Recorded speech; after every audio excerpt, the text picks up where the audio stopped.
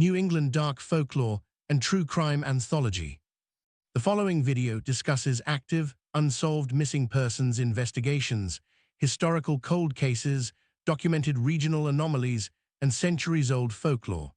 The names, dates, and locations mentioned are taken directly from public news reports, archived newspaper files, court transcripts, town histories, and official police records. Any individuals discussed who have not been convicted of a crime are presumed innocent, and the information presented here is for educational, journalistic, and documentary purposes only. Viewer discretion is advised.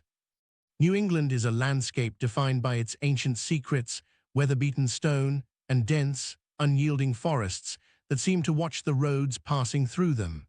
To the casual traveler or the summer tourist, it is a region of picturesque coastal villages, historic colonial architecture, and quiet country lanes lined with stone walls. But beneath this charming and curated facade lies a deeply rooted, dark tapestry of human malice, unresolved tragedies, and terrifying anomalies that have baffled investigators, historians, and locals for generations. This is the New England Dark Folklore and True Crime Anthology. Today, we step far beyond the ordinary and embark on a massive, comprehensive deep dive into the absolute darkest corners of this historic region. From the blood-stained highways of Bristol County to the cursed, abandoned settlements hidden within the dense New England woods, we will unravel the real-world horrors that continue to haunt this ancient soil. Turn off the lights, lock your doors, and prepare yourself as we venture deep into the shadows of the unknown. Chapter 1: The Blood on the Asphalt. Our journey begins in southeastern Massachusetts, tracking a phantom predator whose identity remains one of the most haunting and frustrating enigmas in modern American true crime history. The year was 1988. The setting was the historic coastal city of New Bedford, a place known globally for its rich 19th-century whaling history and its rugged commercial fishing docks. But beneath the salty sea air, the city was about to become the epicenter of an unprecedented nightmare. Over the span of a single year, an invisible terror gripped the region as young women began vanishing off the city streets without leaving behind a single trace, a clue, or a witness. Between March of 1988 and April of 1989, 11 women disappeared from the New Bedford area. They were mothers, daughters, and sisters, many of whom were struggling with substance abuse and the harsh, unforgiving realities of life on the social margins of society. Because of their vulnerable lifestyles, their disappearances were initially treated as isolated incidents by a fractured law enforcement system. But the panic in the community reached an absolute boiling point when the earth began giving up its dead, revealing a grim pattern that could no longer be ignored. 9 bodies were eventually discovered, meticulously hidden along the wooded margins of Interstate 195 and Route 140, the exact highway corridors that slice directly through the infamous and paranormally active Bridgewater Triangle. 2 of the missing women, Christine Monteiro and Marilyn Roberts, were never found, their fates left suspended in an agonizing, permanent silence. The discovery of the remains launched one of the largest, most expensive, and most frustrating multi-jurisdictional investigations in Massachusetts history. The state police, local departments, and specialized federal task forces combed through the dense brush, briars, and swampy areas bordering the highways. The autopsy reports revealed a terrifying consistency. The victims had been strangled to death, their bodies dumped in a highly calculated manner that suggested a disciplined, organized serial killer. This was someone who knew the local New England geography perfectly, utilizing the desolate stretches of the highway system and the cover of midnight traffic to hide his horrific deeds. Investigators interviewed thousands of people, checked hundreds of leads, and zeroed in on several high-profile suspects within the Bristol County legal community. Among them was a prominent local defense attorney who faced intense scrutiny due to his close connections to the victims' social circles and his frequent presence in the areas where the women socialized. Despite years of intense grand jury testimony, an extensive paper trail, and the eventual advent of modern forensic DNA testing, the New Bedford Highway Killer was never captured, never charged, and never officially identified. He evaporated completely into the New England fog, leaving behind a massive, freezing cold case file that serves as a grim reminder of the monsters that walk among us unnoticed, carrying their secrets to the grave. Chapter 2: The Terror in the Orchard. To understand how deeply embedded this darkness is within the regional soil, we move inland to the industrial city of Taunton, Massachusetts, and the freezing winter of 1986. This is the tragic, completely unsolved story of 24-year-old Charlene Lynn Garza, a vibrant young woman who stepped into the cold New England air and walked straight into a fatal, calculated trap. It was Super Bowl Sunday, January 26, 1986. The local bars across the city were packed to maximum capacity, with celebratory crowds watching the New England Patriots play in the biggest game of the year. Charlene decided to head out to watch the game and socialize at Artie's Pub, a popular and bustling local establishment located on Weir Street in the heart of Taunton. Witnesses inside the pub reported seeing Charlene enjoying the night, laughing with friends, and taking in the high-energy atmosphere. But as the night wound down, the celebration ended, and the crowds began to thin out. Charlene prepared to make her way home. She left the warmth and safety of the pub, stepping out onto Weir Street into the bitter, freezing night air. She was never seen alive again. When Charlene failed to return home that night or the following morning, her loved ones immediately knew that something was terribly wrong. She was a highly dependable person, stayed in constant contact with her family, and had absolutely no financial or personal reason to run away. A missing persons report was filed with the Taunton Police Department, and a frantic search began. Friends and family retraced her steps, posters were plastered on telephone poles across the city, and investigators questioned patrons who had been at the pub that night.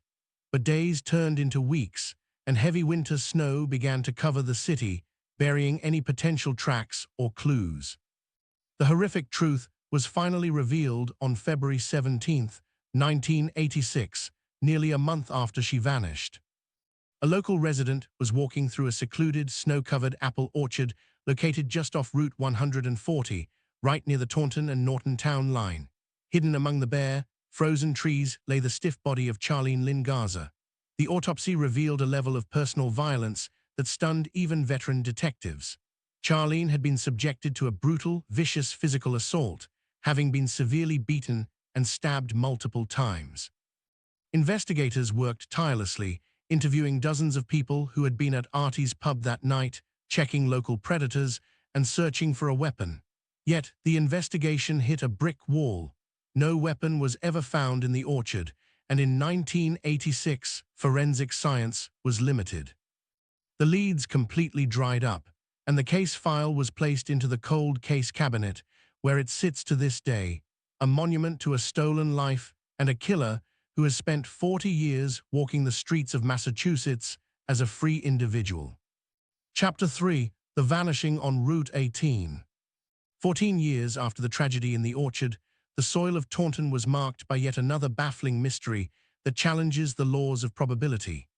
On June 20, 2000, a sweltering Tuesday afternoon, a 30-year-old mother named Debra Marie Melo vanished into thin air on a busy state highway in broad daylight, leaving behind a timeline that makes no logical sense. Debra, a devoted mother of 2 children, sat in the passenger seat of a car driven by her husband, Louis Melo, navigating Massachusetts Route 18. According to public statements from family members and investigators, the couple's relationship had been highly volatile for years, and Debra was actively looking for a way out of the marriage, planning a new future for herself and her kids. As the car traveled down the highway, a fierce argument erupted inside the vehicle, reportedly centered around financial strain and the impending collapse of their household. The shouting escalated until, according to accounts later given to police by Louis, Debra demanded he pull the car over immediately so she could get out. He pulled onto the shoulder of the busy state route in South Weymouth. She opened the door, stepped out onto the hot pavement, and walked into the humid summer air. Strangely, she left behind her purse, her identification, her money, her cell phone, and every single earthly possession she owned. Louis drove away, leaving his wife standing alone on the side of the highway. He later claimed that when he returned to the area a short time later to look for her, the shoulder was entirely empty. Debra Melo had vanished. When Debra did not return home to Taunton that evening, panic spread through her family. They knew instantly that something was terribly wrong, stating repeatedly to local media that Debra would never under any circumstances willingly abandon her kids. But the mystery deepened significantly when investigators looked at the timeline. Reports indicate that Louis Melo did not report his wife missing right away, causing a glaring, agonizing delay of nearly 24 hours before law enforcement was formally notified that a young mother was missing on a major highway. When authorities finally launched a massive search operation, scouring the thick brush, dense woods, and swampy tree lines bordering Route 18, they found absolutely nothing. No footprint in the dirt, no torn fabric from her blue floral sundress, and no dropped personal items. Investigators publicly questioned how a woman could step out of a car on a heavily traveled state route in broad daylight and disappear, without a single commuter or passing witness seeing her get into another vehicle or walk away into the brush. Louis Melo was heavily scrutinized by law enforcement, but authorities have never officially charged him in connection to her disappearance, and he has continually maintained his innocence. For over a quarter of a century, Debra Melo remains one of New England's most haunting, unresolved missing persons cases. Chapter 4: The Altar of Shadows. To find the dark, unseen force that connects these modern tragedies, we must enter the dense, choking canopy of the Freetown-Fall River State Forest. This sprawling woodland is the absolute epicenter of the Bridgewater Triangle, a region globally infamous for paranormal disturbances, magnetic anomalies, and a history of human malice that defies explanation. In the late 1970s and early 1980s, the horror in these woods became terrifyingly real, morphing from spooky local lore into a blood-soaked reality. Between October of 1989 and February of 1980, the region was paralyzed by what came to be known as the Fall River Cult murders. A real-life satanic cult, helmed by a local pimp named Carl Drew, had established a terrifying stronghold deep within the dense forest brush. They did not just gather in secret, they brought a wave of ritualistic violence that left the community shattered. 3 young women, Doreen Levesque, Barbara Raposa, and Karen Marston, fell victim to this group. They were lured into the woods under the cover of darkness, subjected to horrific physical torment, and sacrificed in the name of a dark entity. When police finally raided the cult's locations, veteran officers were chilled to their core. Deep within the Freetown woods, investigators located a makeshift cultist hut and an underground bunker filled with unsettling items, upside-down crosses, and pentagrams spray-painted onto the trees. Carl Drew was ultimately convicted and sentenced to life in prison, but the stain of what occurred beneath those trees remains permanently etched into the forest's legacy. For decades after the cult was disbanded, police officers patrolling the Freetown State Forest reported finding evidence of ongoing, clandestine rituals. Throughout the 1980s and 1990s, rangers routinely stumbled upon man-made clearings hidden far past the main trails. In these clearings lay the carcasses of cows and calves, meticulously arranged in geometric, ritualistic patterns. What baffled veterinarians and forensic experts was the state of the remains. The animals had been entirely drained of blood. Yet, when police processed the scenes, there was not a single drop of blood on the forest floor, on the surrounding leaves, or on the grass. The sacrifices had been performed elsewhere with surgical precision, and the remains were carried deep into the woods to serve as a grim warning to anyone who dared wander off the marked paths. Chapter 5: The Cursed Settlement. Leaving the blood-stained highways and cult clearings of Massachusetts behind, our anthology expands westward into the state of Connecticut, entering a place buried deep within the dark woods of Cornwall. This is the completely abandoned, notoriously cursed settlement known as Dudleytown. Founded in the mid-17th century by English settlers, including members of the Dudley family, this remote valley was intended to be a thriving agricultural and logging hub. Instead, it became a living monument to human ruin and madness. According to historical archives, local land deeds, and town records from the 1700s and 1800s, an astonishingly high rate of sudden tragedy, inexplicable insanity, and violent demises plagued the residents of Dudleytown. The curse supposedly traced back to an ancestral English heritage involving a curse placed on the Dudley lineage by the English crown, but the horrors that unfolded on the land were devastatingly tangible. Settlers went suddenly insane, reporting terrifying visions of phantoms moving through the trees and whispers echoing from the shadows of the mountains. Mysterious lightning strikes repeatedly targeted and incinerated homes, crops withered without biological explanation, and an unusual number of residents chose to end their own lives within the settlement's borders, unable to handle the oppressive atmosphere. By the early 20th century, the relentless wave of misfortune forced the surviving population to completely abandon the area. Nature quickly reclaimed the land, swallowing the roads and leaving behind only the crumbling, moss-covered stone foundations of the homes. Today, the site is strictly closed to the public, guarded heavily against trespassers by local land trusts and law enforcement. Those who have ventured near the perimeter report an unnatural, heavy silence that blankets the forest. Birds do not sing within the boundaries of the old settlement, and electronic equipment systematically malfunctions, as if the very air of Dudleytown is rejecting the intrusion of the modern world.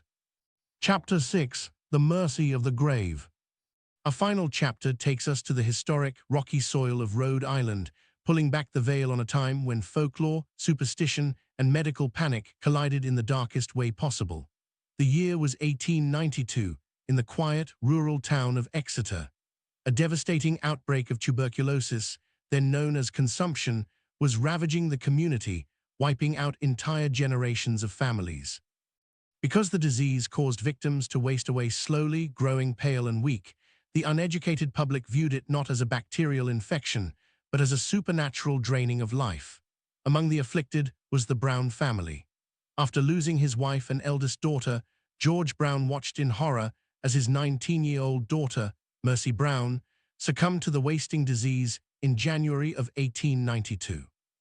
Shortly after Mercy was buried in the frozen ground of the local cemetery, her brother Edwin fell gravely ill with the exact same symptoms. Desperate and consumed by fear, the townspeople turned to an ancient, dark folklore superstition.